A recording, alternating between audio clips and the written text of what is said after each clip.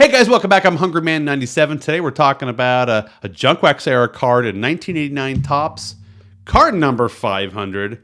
Jose Canseco, one of the Bash brothers of the Oakland Athletics, was once my favorite player, I'm afraid to admit. There's some weird things going on with this card, so grab your juice box and join me down this rabbit hole. We're going to talk about what's going on with this card.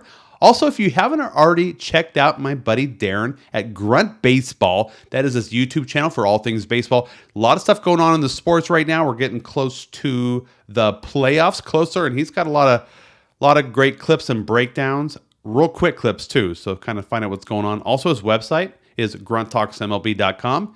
It says Grunt because he is a veteran. Thank you for your service. Also, if you haven't already subscribed to my channel, hit that subscribe button. It helps my channel grow.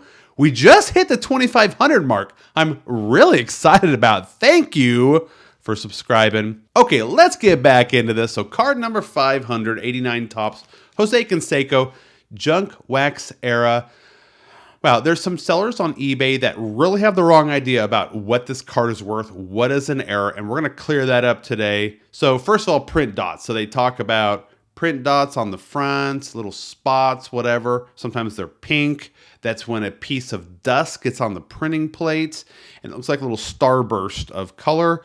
And it's something that happens. It's very prone to happen in the junk wax era, and it doesn't improve the value of the card. Print flaws do not increase the value, despite what sellers will say. There's also something going on with the, he's got a blue line on the right side of his hat along the top. It's on every card. Even if it wasn't, it wouldn't improve the value. Wrong backs, severely off-centered, happens with this card as well.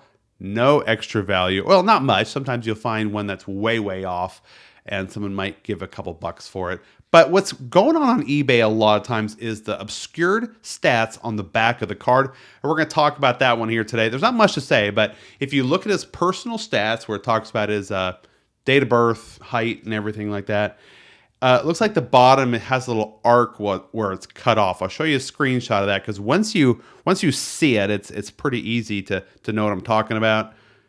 But it's on every single one of his cards, and that's important to realize because I'm going to show you a screenshot now of this, of like these asking prices on eBay, and they're astronomical in the hundreds of thousands of dollars for some reason. And a lot of them talk about obscured stats, missing stats, whatever, where part of it's blocked. It's on every single one of his cards. So what are these guys thinking when they're listing them for thousands or hundreds of thousands of dollars?